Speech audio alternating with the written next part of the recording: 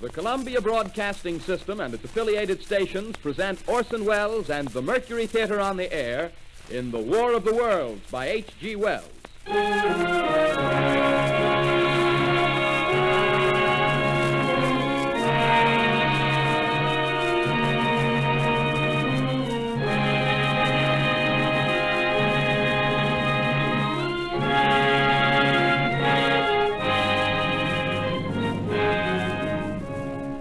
Ladies and gentlemen, the director of the Mercury Theater and star of these broadcasts, Orson Welles. We know now that in the early years of the 20th century, this world was being watched closely by intelligences greater than man's, and yet as mortal as his own. We know now that as human beings busied themselves about their various concerns, they were scrutinized and studied, perhaps almost as narrowly as a man with a microscope might scrutinize the transient creatures that swarm and multiply in a drop of water. With infinite complacence, people went to and fro over the earth about their little affairs, serene in the assurance of their dominion over this small, spinning fragment of solar driftwood, which by chance or design, man has inherited out of the dark mystery of time and space. Yet across an immense ethereal gulf, minds that are to our minds as ours are to the beasts in the jungle, intellects vast, cool, and unsympathetic, regarded this earth with envious eyes and slowly and surely drew their plans against us. And in the 39th year of the 20th century came the Great Disillusionment. It was near the end of October. Business was better. The war scare was over. More men were back at work. Sales were picking up. On this particular evening, October 30th, the Crosley service estimated that 32 million people were listening in on radios. For the next 24 hours, not much change in temperature. A slight atmospheric disturbance of undetermined origin is reported over Nova Scotia, causing a low-pressure area to move down rather rapidly over the northeastern states, bringing a forecast of rain accompanied by winds of light gale force. Maximum temperature 66, minimum 48. This weather report comes to you from the Government Weather Bureau. We take you now to the Meridian Room in the Hotel Park Plaza in downtown New York, where you will be entertained by the music of Raymond Raquello and his orchestra.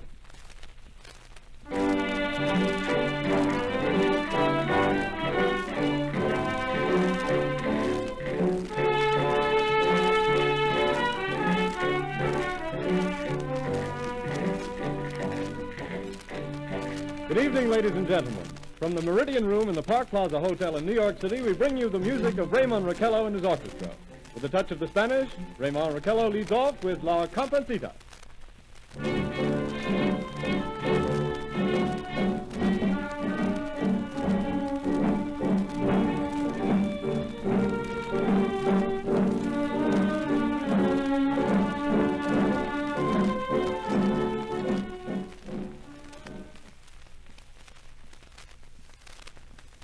Ladies and gentlemen, we interrupt our program of dance music to bring you a special bulletin from the Intercontinental Radio News. At 20 minutes before 8 Central Time, Professor Farrell of the Mount Jennings Observatory, Chicago, Illinois, reports observing several explosions of incandescent gas occurring at regular intervals on the planet Mars. The spectroscope indicates the gas to be hydrogen and moving toward the Earth with enormous velocity. Professor Pearson of the observatory at Princeton confirms Farrell's observation and describes the phenomenon as, quote, like a jet of blue flame shot from a gun, unquote. We now return you to the music of Raymond Raquello, playing for you in the Meridian Room of the Park Plaza Hotel, situated in downtown New York.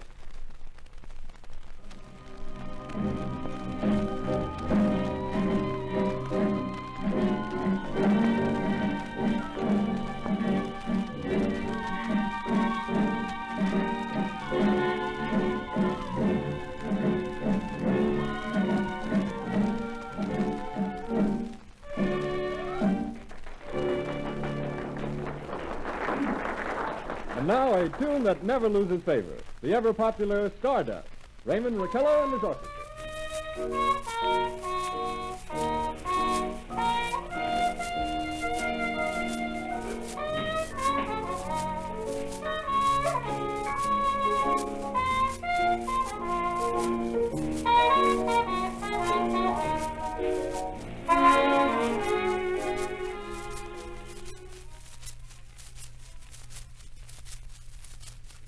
Ladies and gentlemen, following on the news given in our bulletin a moment ago, the Government Meteorological Bureau has requested the large observatories of the country to keep an astronomical watch on any further disturbances occurring on the planet Mars. Due to the unusual nature of this occurrence, we have arranged an interview with the noted astronomer, Professor Pearson, who will give us his views on this event. In a few moments, we will take you to the Princeton Observatory at Princeton, New Jersey. We return you until then to the music of Ramon Raquello and his orchestra.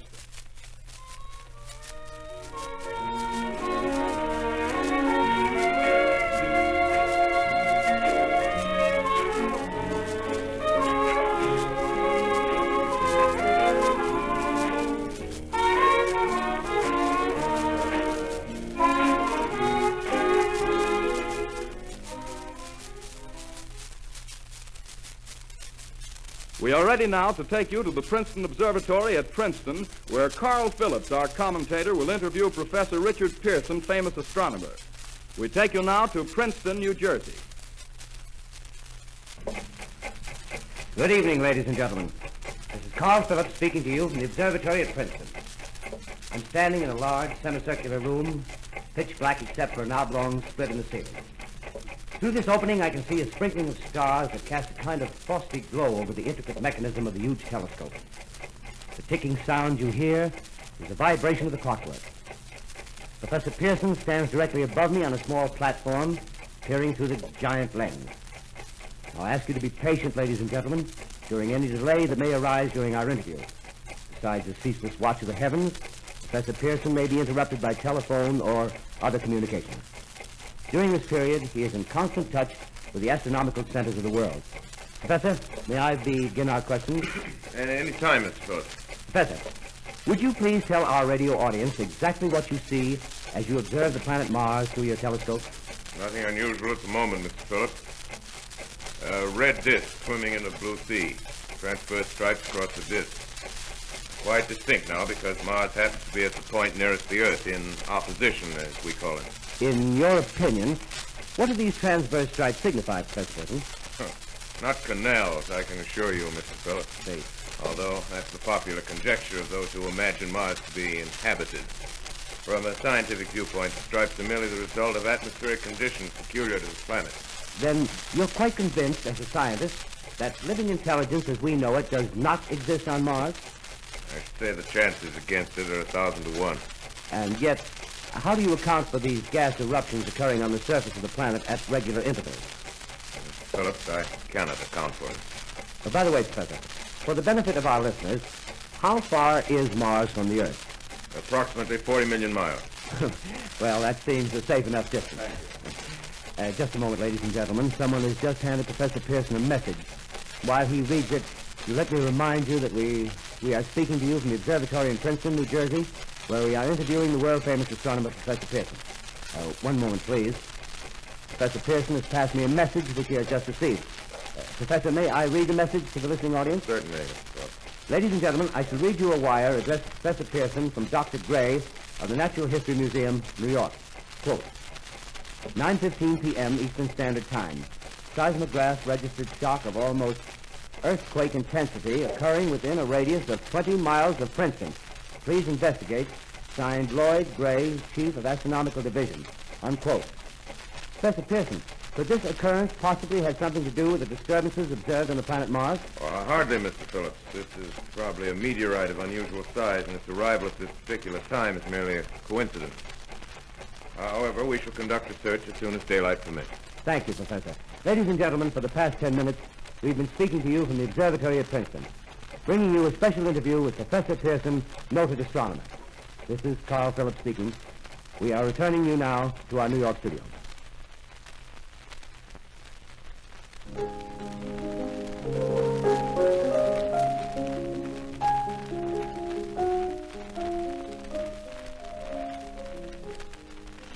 Ladies and gentlemen, here is the latest bulletin from the Intercontinental Radio News. Toronto, Canada. Professor Morse of Macmillan University reports observing a total of 3 explosions on the planet Mars between the hours of 7:45 p.m. and 9:20 p.m. Eastern Standard Time. This confirms earlier reports received from American observatories. Now, nearer home, comes a special bulletin from Trenton, New Jersey. It is reported that at 8:50 p.m. a huge flaming object, believed to be a meteorite, fell on a farm in the neighborhood of Grover's Mill, New Jersey, 22 miles from Trenton. The flash in the sky was visible within a radius of several hundred miles, and the noise of the impact was heard as far north as Elizabeth. We have dispatched a special mobile unit to the scene, and we'll have our commentator, Carl Phillips, give you a word picture of the scene as soon as he can reach there from Princeton. In the meantime, we take you to the Hotel Martinet in Brooklyn, where Bobby Millett and his orchestra are offering a program of dance music.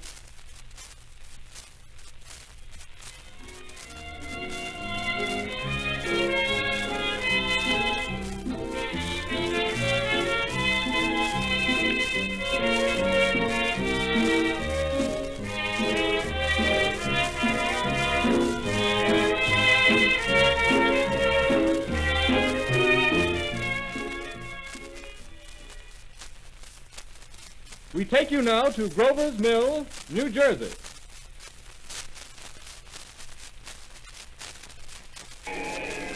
Ladies and gentlemen, this is Carl Phillips again, out at the Wilmot Farm, Grover's Mill, New Jersey. Professor Pearson and myself made the 11 miles from Princeton in 10 minutes. Well, I hardly know where to begin. To paint for you a word picture of a strange scene before my eyes, like something out of a modern Arabian Nights. Well, I just got here. I haven't had a chance to look around yet. I guess that's it. Yes, I guess that's the thing directly in front of me, half buried in a vast pit. Must have struck with terrific force. The ground is covered with splinters of a tree. It must have struck on its way down. But I can see the object itself doesn't look very much like a meteor. At least not the meteors I've seen. It looks more like a huge cylinder. Has a diameter of, what would you say, Professor Pearson? What's that? What would you say, what's the diameter of this? About 30 yards. About 30 yards. The metal on the sheath is, well, I've never seen anything like it. The color is sort of yellowish white. The curious spectators now are pressing close to the object in spite of the efforts of the police to keep them back. Getting in front of my line of vision. Would you mind standing one side, please? While the policemen are pushing the crowd back. Here's Mr. Wilmot, owner of the farm here. He may have some interesting facts to add. Mr. Wilmot, would you please tell the radio audience as much as you remember of this rather unusual visitor that dropped in your backyard? A step closer, please. Ladies and gentlemen, this is Mr. Wilmot. Well, I was listening to the radio. Closer and louder, please. Pardon? Louder, please, closer. Yes. I was listening to the radio and kind of drowsy. That professor fellow was talking about Mars, so I was half chosen and half... Yes, Mr. Wilmot, and then what happened? Well, as I was saying, I was listening to the radio, kind of halfway. Yes, Mr. Wilmot, and then you saw something. Well, not first off. I heard something. And what did you hear? A hissing sound like this. Kind of like a 4th of July rocket. Yes, then what? I turned my head out the window and would have sworn I was asleep and dreaming. Yes? I seen a kind of greenish streak and then zingo. Something smacked the ground, knocked me clear out of my chair. Well, were you frightened, Mr. Wilmot? Well, I ain't quite sure. I reckon I was kind of riled. Well, thank you, Mr. Wilmot. Thank you very much. Yeah, you want me to tell No, that's some quite more? all right. That's plenty. Ladies and gentlemen, you've just heard Mr. Wilmot, owner of the farm where this thing has fallen. I wish I could convey the atmosphere, the background of this fantastic scene. Hundreds of cars are parked in a field in back of us, and the police are trying to rope off the roadway leading into the farm, but it's no use. They're breaking right through. The car's headlights throw an enormous spotlight on the pit where the object's half buried. Now, some of the more daring souls now are venturing near the edge. Their silhouettes stand out against the metal sheen. One man wants to touch the thing. He's having an argument with the policeman. Now, the policeman wins. Now, ladies and gentlemen, there's something I haven't mentioned in all this excitement, but it's becoming more distinct. Perhaps you've caught it already on your radio. Listen, please. Do you hear it? It's a curious humming sound that seems to come from inside the object. I'll move the microphone nearer. Here. Now, we're not more than 25 feet away. Can you hear it now? Professor Pearson. Yes, sir. Can you tell us the meaning of that scraping noise inside the thing? Possibly the unequal cooling of its surface. I say, do you still think it's a meteor, Professor? Well, what to think? The metal casing is definitely extraterrestrial. Not found on this Earth. Friction with the Earth's atmosphere usually tears holes in a meteorite. This thing is smooth, and you can see its cylindrical Just a minute. shape. Something's happening. Ladies and gentlemen, this is terrific. This end of the thing is beginning to flake off. The top is beginning to rotate like a screw, and the thing must be hollow. He's moving! Keep back there! Keep back there! Keep those men back! Keep back there! Keep those idiots back! Come on. Shoot off! The top's loose! Look out there! Stand back! Ladies and gentlemen, this is the most terrifying thing I've ever witnessed. Wait a minute. Someone's crawling out of the hollow top.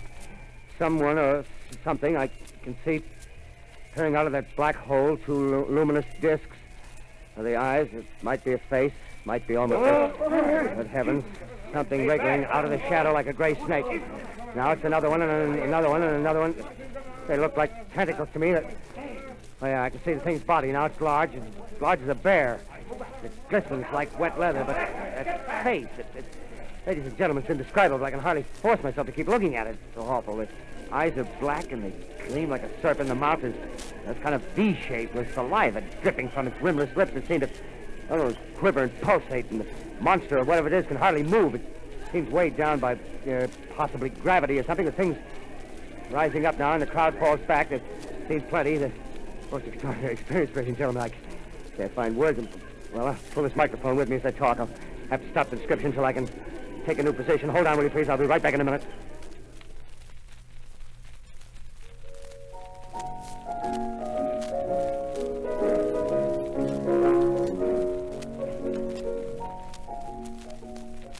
We are bringing you an eyewitness account of what's happening on the Wilmuth Farm, Grover's Mill, New Jersey.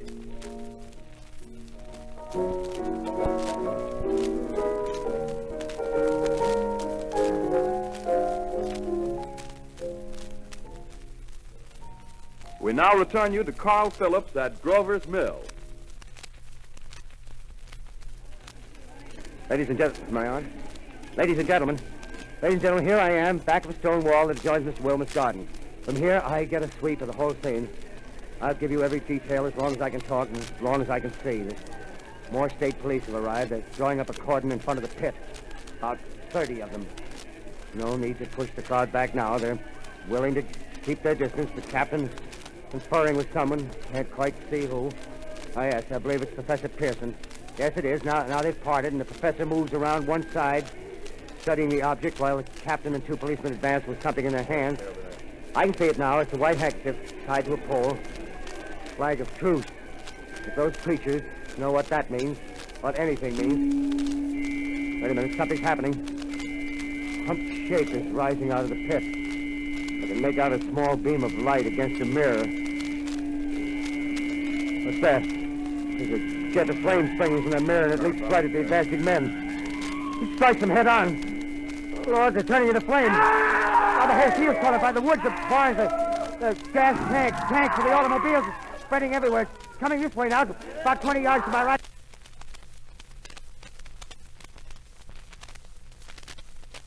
Ladies and gentlemen, due to circumstances beyond our control, we are unable to continue the broadcast from Grover's Mill. Evidently, there's some difficulty with our field transmission. However, we will return to that point at the earliest opportunity. In the meantime, we have a late bulletin from San Diego, California. Professor Indelkoffer, speaking at a dinner of the California Astronomical Society, expressed the opinion that the explosions on Mars are undoubtedly nothing more than severe volcanic disturbances on the surface of the planet. We continue now with our piano interlude.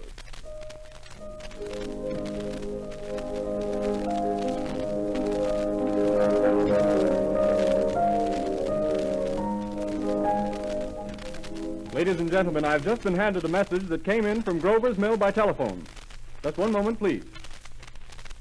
At least 40 people, including 6 state troopers, lie dead in a field east of the village of Grover's Mill. Their bodies burned and distorted beyond all possible recognition. The next voice you hear will be that of Brigadier General Montgomery Smith, commander of the state militia at Trenton, New Jersey. I have been requested by the governor of New Jersey to place the counties of Mercer and Middlesex as far west as Princeton and east to Jamesburg under martial law. No one will be permitted to enter this area except by special pass issued by state or military authorities. 4 companies of state militia are proceeding from Trenton to Grover's Mill and will aid in the evacuation of homes within the range of military operations. Thank you. You have just been listening to General Montgomery Smith, commanding the state militia at Trenton. In the meantime, further details of the catastrophe at Grover's Mill are coming in. The strange creatures, after unleashing their deadly assault, crawled back in their pit and made no attempt to prevent the efforts of the firemen to recover the bodies and extinguish the fire. The combined fire departments of Mercer County are fighting the flames which menace the entire countryside. We have been unable to establish any contact with our mobile unit at Grover's Mill, but we hope to be able to return you there at the earliest possible moment. In the meantime, we take you to... Just one moment, please. Ladies and gentlemen, I have just been informed that we have finally established communication with an eyewitness of the tragedy. Professor Pearson has been located at a farmhouse near Grover's Mill, where he has established an emergency observation post. As a scientist, he will give you his explanation of the calamity. The next voice you hear will be that of Professor Pearson, brought to you by direct wire. Professor Pearson.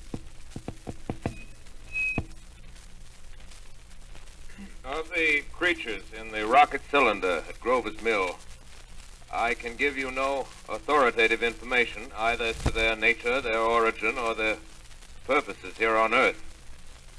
Of their destructive instrument, I might venture some conjectural explanation.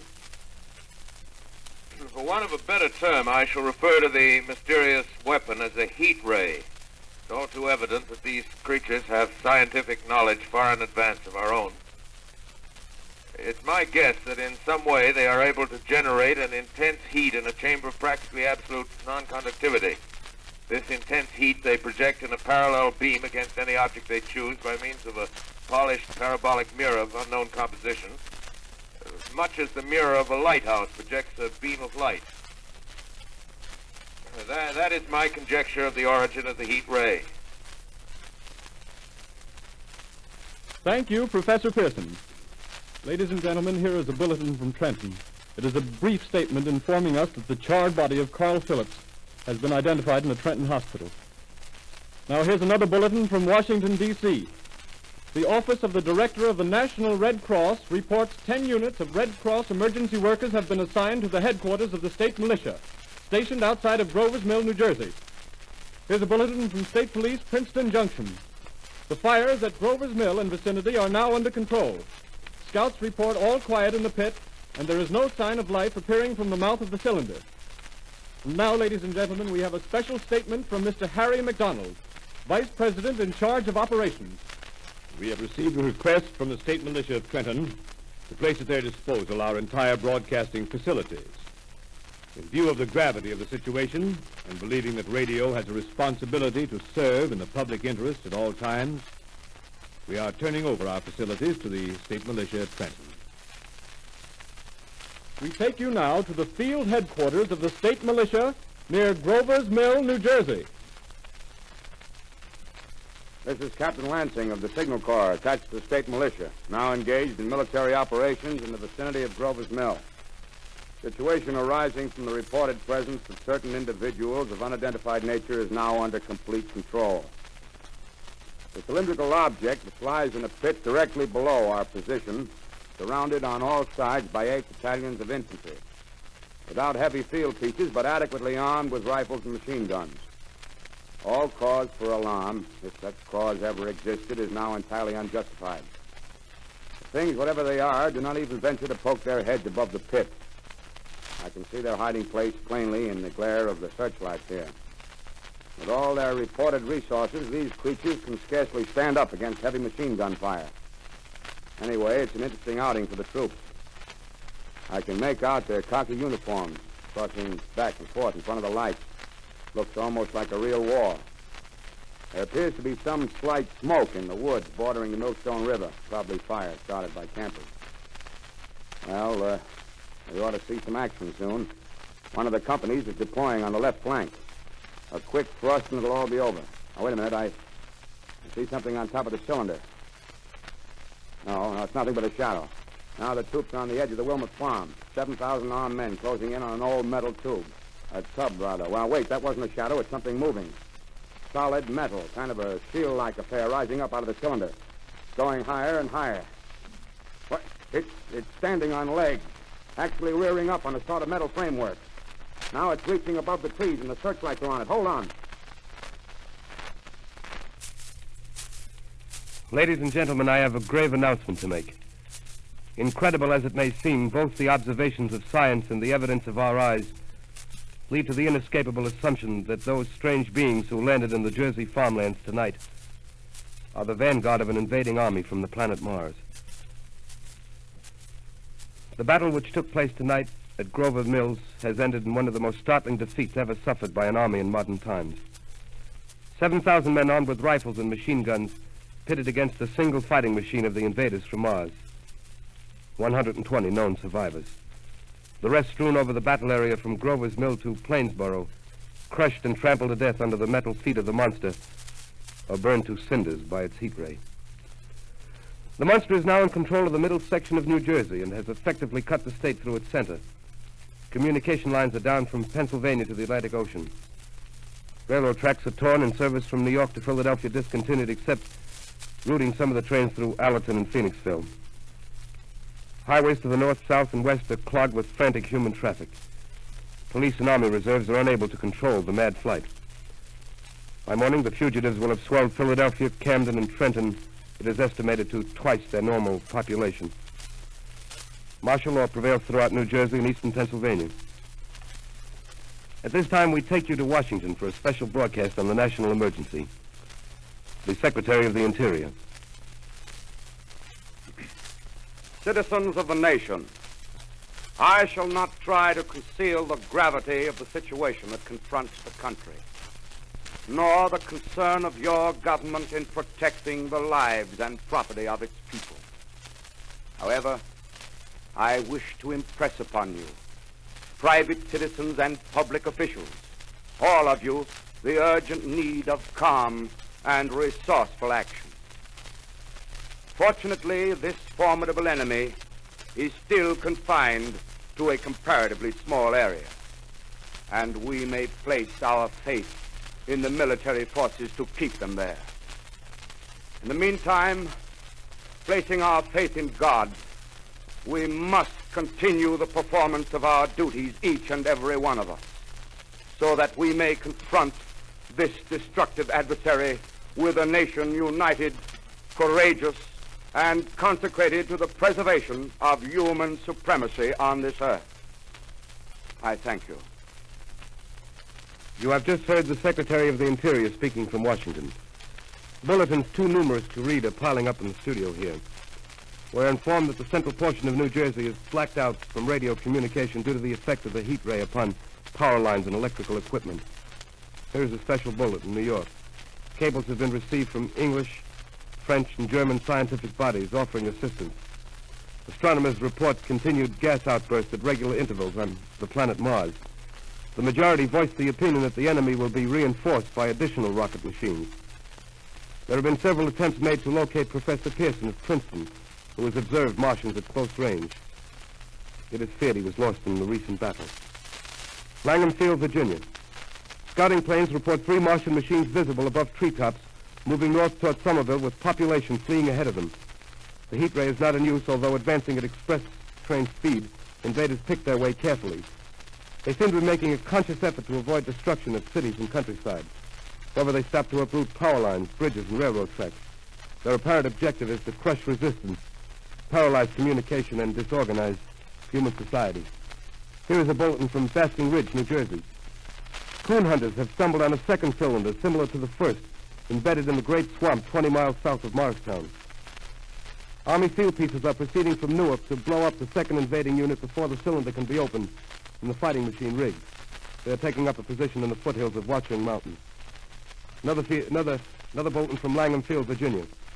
Scouting planes report enemy machines, now 3 in number, increasing speed northward, kicking over houses and trees in their evident haste to form a conjunction with their allies south of Morristown.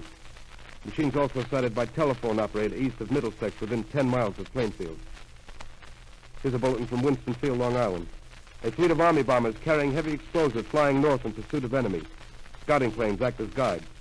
They keep the speeding enemy in sight. Just a moment, please, ladies and gentlemen. Yes? We've run special wires to the artillery line and adjacent villages to give you direct reports in the zone of the advancing enemy. First, we take you to the battery of the 22nd Field Artillery, located in the Watchung Mountains. Range 32 meters. 32 meters. Projection 39 degrees. 39 degrees. Fire! 140 yards to the right, sir. Shift range 31 meters. 31 meters. Projection 37 degrees. 37 degrees. Fire!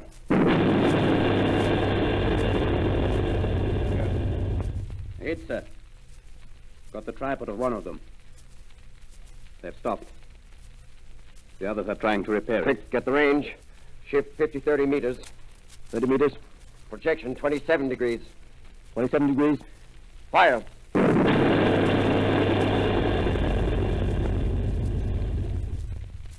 Can't see the shell land, sir. Letting off a smoke. What is it? Black smoke, sir. Moving this way. Lying close to the ground. Moving fast. Put on gas masks. Get ready to fire. Shift to 24 meters. 24 meters. Projection 24 degrees. 24 degrees. Fire!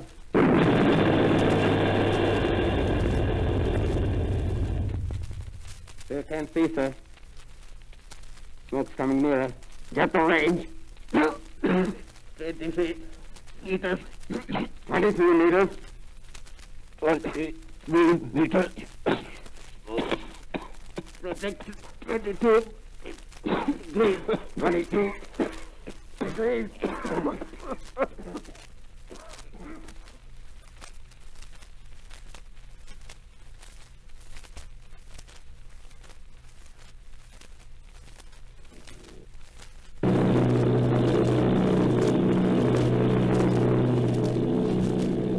Army bombing plane V-843 off Bayonne, New Jersey. Lieutenant Vogt, commanding 8 bombers, reporting to Commander Fairfax, Langham Field.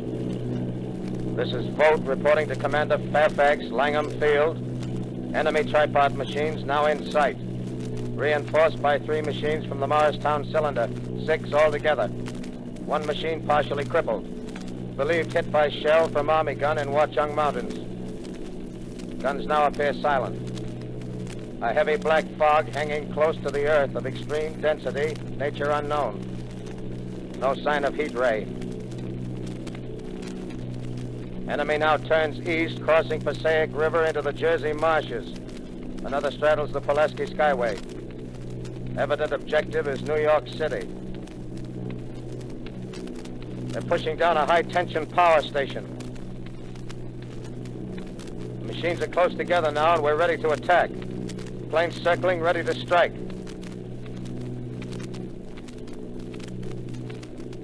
A 1,000 yards and we'll be over the first.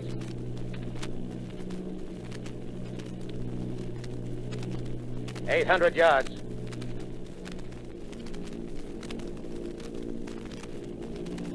$600.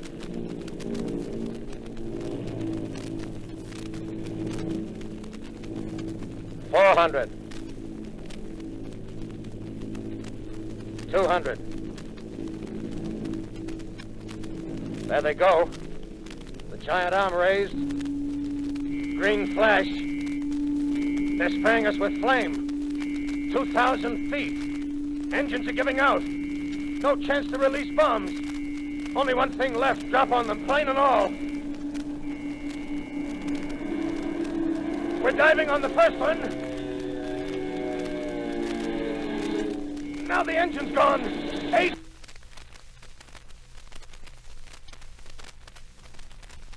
This is Bayonne, New Jersey, calling Langham Field. This is Bayonne, New Jersey, calling Langham Field. Come in, please. This is Langham Field. Go ahead. 8 Army bombers in engagement with enemy tripod machines over Jersey Flats. Engines incapacitated by heat ray. All crashed. 1 enemy machine destroyed. Enemy now discharging heavy black smoke in direction of... This is Newark, New Jersey. This is Newark, New Jersey. Warning. Poisonous black smoke pouring in from Jersey marshes.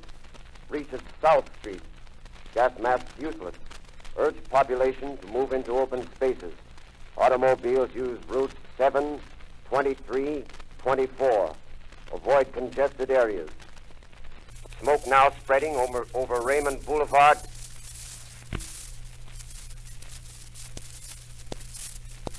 L calling CQ, 2X2L calling CQ, 2X2L calling 8X3R. Come in, please. This is 8X3R coming back at 2X2L. How's reception? How's reception? K, please. Where are you, 8X3R? What's the matter? Where are you?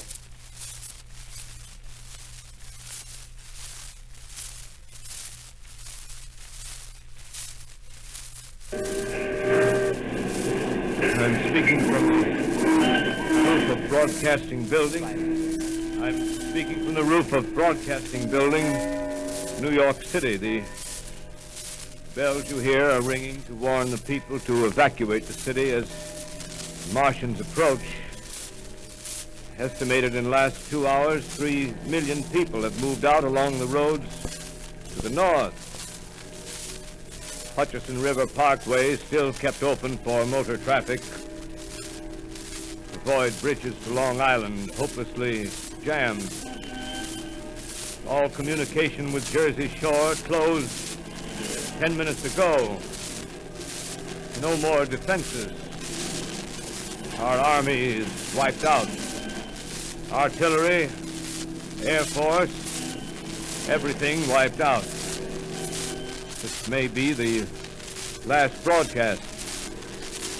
We'll stay here to the end. People are holding service here below us in the cathedral. Now I look down the harbor, all manner of boats, overloaded with fleeing population pulling out from docks. Streets are all jammed. Noise and crowds like New Year's Eve in city. Wait a minute, the enemy's now in sight above the Palisades. Five great machines. First one is crossing the river. I can see it from here, wading the Hudson like a man wading through a brook. A bulletin is handed me. Martian cylinders are falling all over the country. One outside of Buffalo, one in Chicago, St. Louis. Seem to be time and space.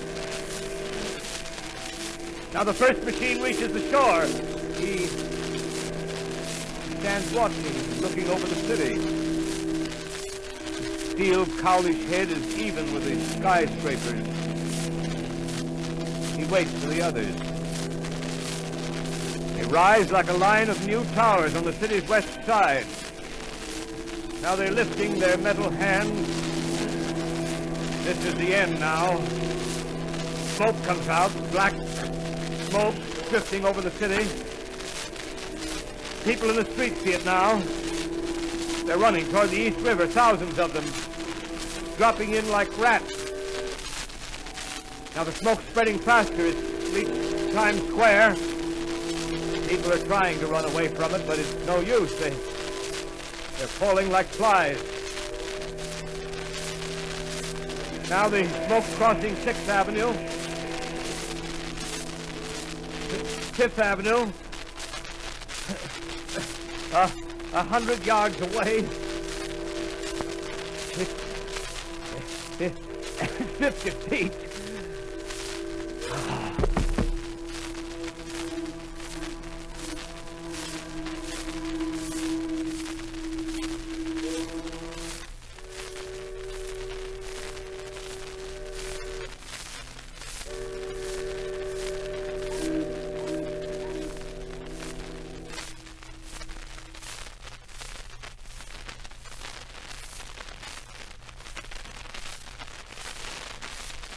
X2L calling CQ.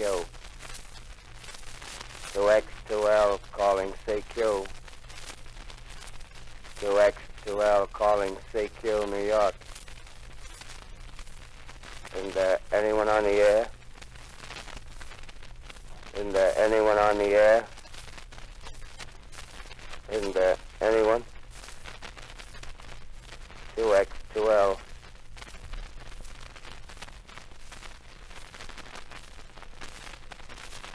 You are listening to a CBS presentation of Orson Welles and the Mercury Theater on the Air in an original dramatization of The War of the Worlds by H.G. Wells. The performance will continue after a brief intermission. This is the Columbia Broadcasting System.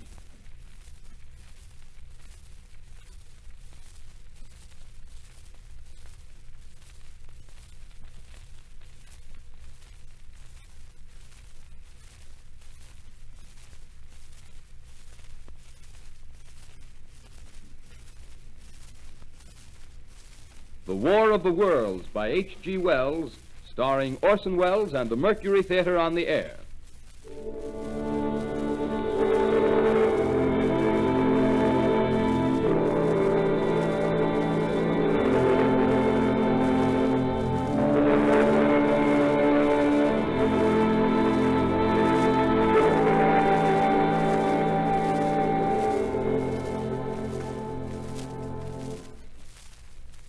As I set down these notes on paper, I'm obsessed by the thought that I may be the last living man on Earth.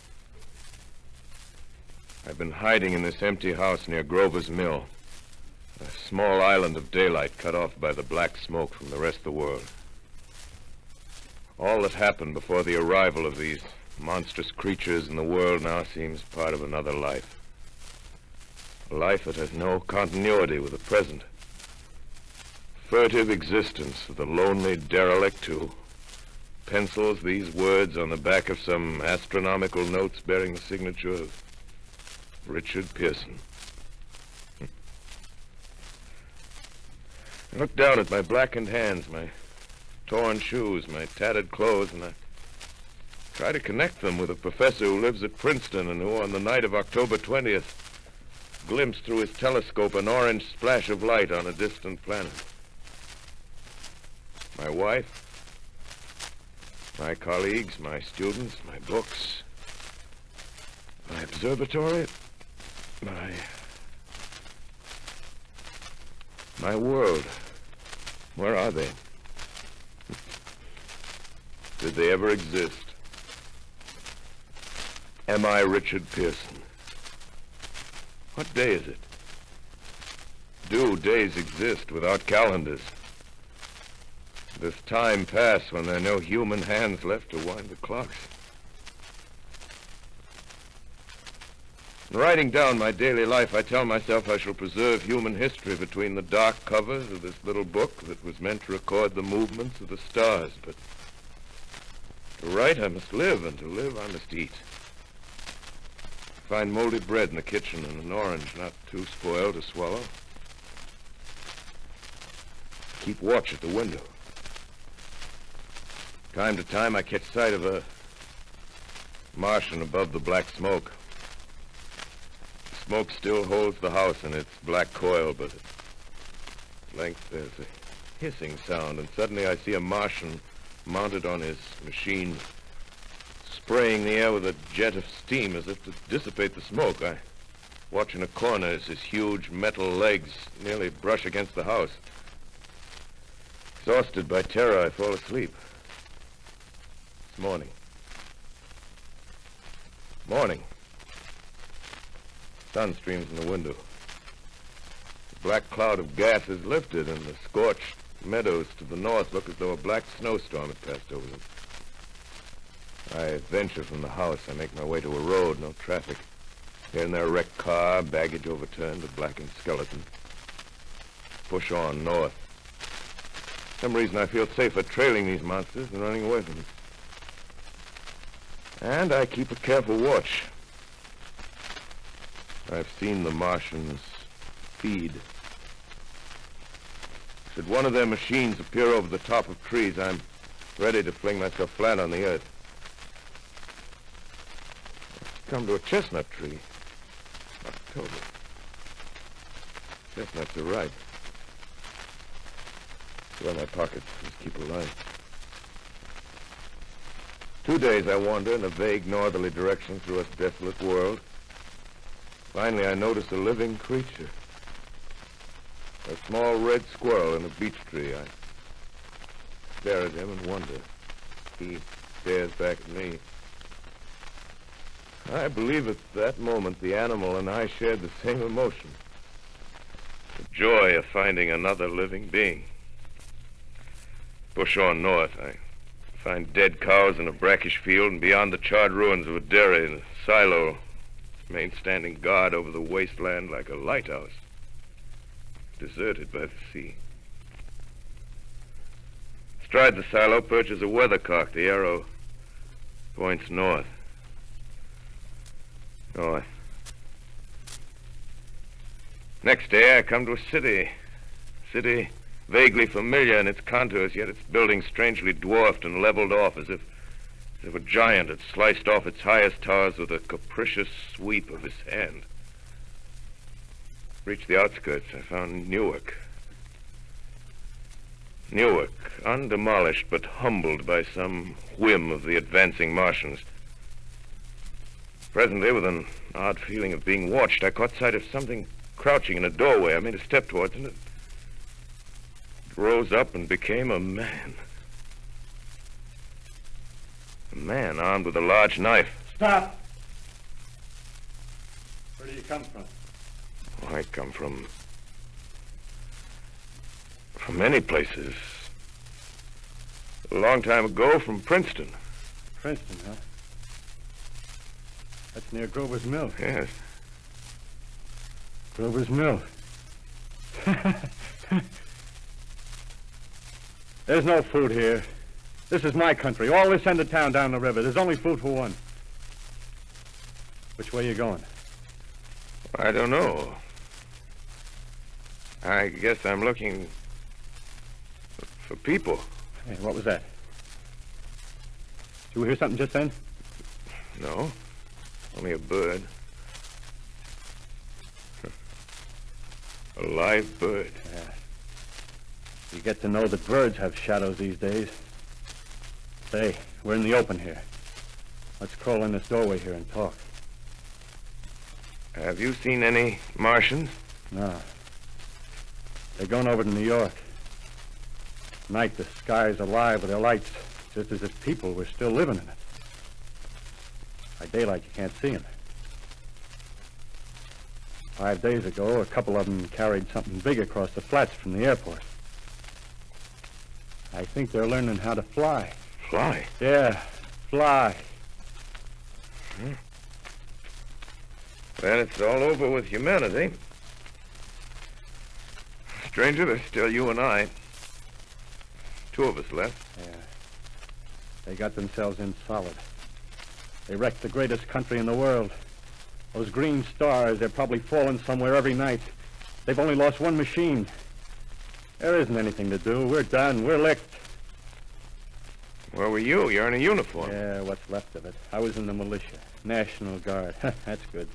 There wasn't any war. Any more than there's war between men and ants. Yes, but we're eatable ants. I found that out. What'll they do to us? I thought it all out. Right now, we're caught as we're wanted. A Martian only has to go a few miles to get a crowd on the run. But they won't keep on doing that. They'll begin catching us systematic, like keeping the best and storing us in cages and things. They haven't begun on us yet. Not begun? Not begun. All that's happened so far is because we don't have sense enough to keep quiet, bothering them with guns and such stuff and losing our heads and rushing off in crowds. No, instead of our rushing around blind, we got to fix ourselves up according to the way things are now.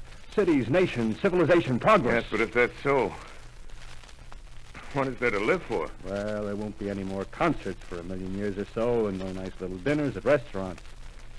If it's amusement you're after, I guess the game's up. What is there left? Life, that's what. I want to live. Yeah, and so do you. We're not going to be exterminated. And I don't mean to be caught either. Tamed and fattened and bred like an ox. What are you going to do? I'm going on. Right under their feet. I got a plan. We men as men We're finished. We don't know enough. We got to learn plenty before we got a chance. We've got to live and keep free while we learn, see? I've thought it all out, see? Well, tell me the rest. Well, it isn't all of us that are made for wild beasts. That's what it got to. That's what it got to be. That's why I watched you. All those little office workers that used to live in these houses. They be no good. They haven't any stuff in them. They used to run off to work. I've seen hundreds of them running to catch their commuter's train in the morning. Afraid they'd get canned if they didn't. Running back at night. Afraid they wouldn't be in time for dinner.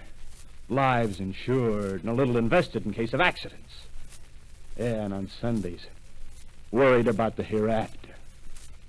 Well, the Martians, they'll be a godsend for those guys. Nice roomy cages, good food, careful breeding, no worries. Yeah, after a week or so of chasing around the fields on empty stomachs, they'll come and be glad to be caught. You've thought it all out, haven't you? Sure, you bet I have. That isn't all. These Martians are going to make pets of some of them. Train them to do tricks. Who knows, get sentimental over the pet boy who grew up and had to be killed. Yeah, and some maybe, they'll train to hunt us. Oh, no, it's impossible. Human. Yes, they will. There's men who do it gladly. If one of them ever comes after me, by... In the meantime, you and I and others like us, where are we to live when the Martians own the Earth? I got it all figured out. We'll live underground. I've been thinking about the sewers. Under New York, there are miles and miles of them. The main ones, they're big enough for anybody. Then there's cellars, vaults, underground storerooms, railway tunnels, subways. You begin to see, huh? We'll get a bunch of strong men together. No weaklings. That rubbish, out. As you meant me to go. All right. Give you a chance, didn't I? Won't quarrel about that. Go on. Well, we got to make safe places for us to stay in, see? Get all the books we can. Science books. That's where men like you come in, see? We raid the museums. We'll even spy on the Martians. May not be so much we have to learn before... Listen. Just imagine this. 4 or 5 of their own fighting machines suddenly start off. Heat rays right and left. Not a Martian in them. Not a Martian in them, see? But men. Men who've learned the way how. It may even be in our time.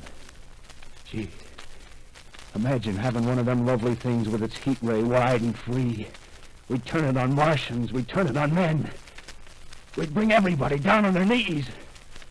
That's your plan. Yeah. You, me, a few more of us.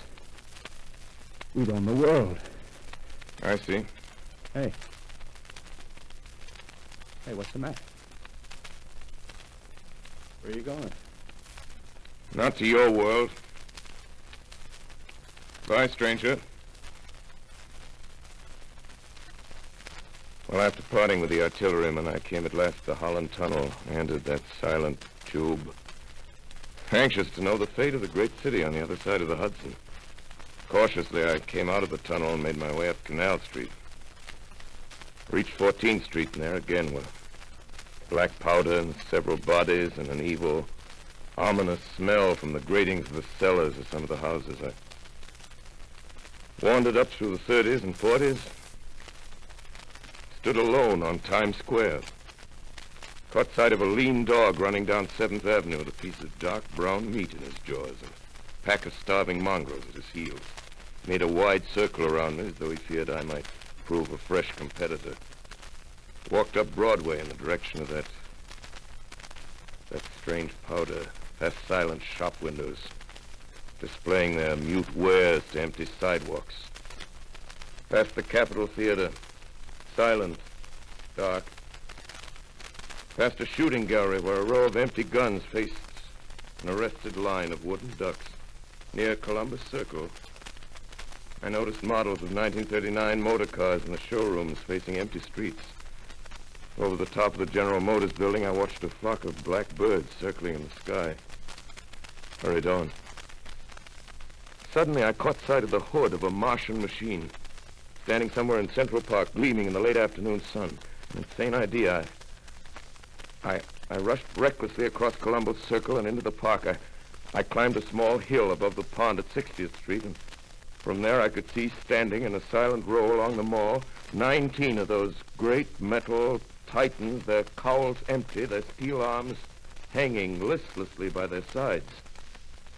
I looked in vain for the monsters that inhabit those machines. Suddenly, my eyes were attracted to the immense flock of black birds that hovered directly below me. They circled to the ground.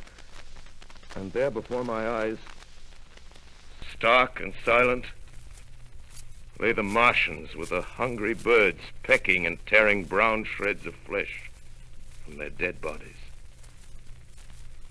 Later, when their bodies were examined in laboratories, it was found that they were killed by the putrefactive and disease bacteria against which their systems were unprepared. Slain, after all, man's defenses had failed by the humblest thing that God, His wisdom, has put upon this earth. Before the cylinder fell, there was a general persuasion that through all the deep of space, no life existed beyond the petty surface of our minute sphere. Now we see further. Dim and wonderful is the vision I've conjured up in my mind of life spreading slowly from this little seedbed of the solar system throughout the inanimate vastnesses of sidereal space. But a remote dream, maybe. Maybe that the destruction of the Martians is only a reprieve. To them and not to us. As the future ordained, perhaps. Strange it now seems to sit in my peaceful study at Princeton, writing down this last chapter of the record, begun at a deserted farm in Grover's Mill. Strange to see from my window the university spires dim and blue through an April haze. Strange to watch children playing in the streets. Strange to see young people strolling on the green where the new spring grass heals the last black scars of a bruised earth. Strange to watch the sightseers enter the museum where the dissembled parts of a Martian machine are kept on public view. Strange when I recall the time when I first saw it. Bright and clean cut, hard and silent under the dawn of that last great day.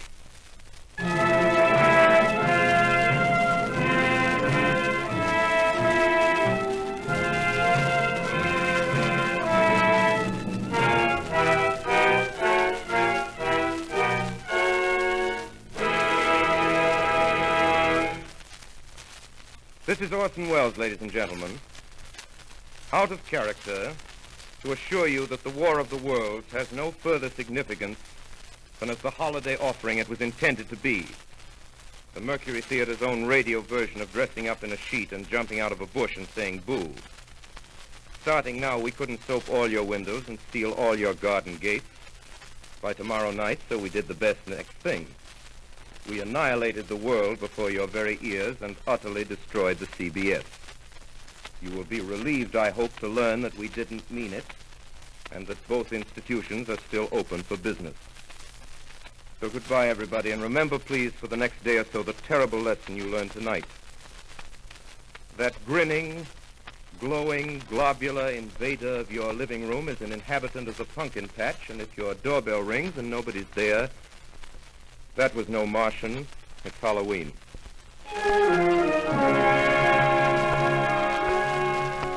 Tonight, the Columbia Broadcasting System and its affiliated stations coast to coast has brought you The War of the Worlds by H.G. Wells, the 17th in its weekly series of dramatic broadcasts featuring Orson Welles and the Mercury Theater on the air.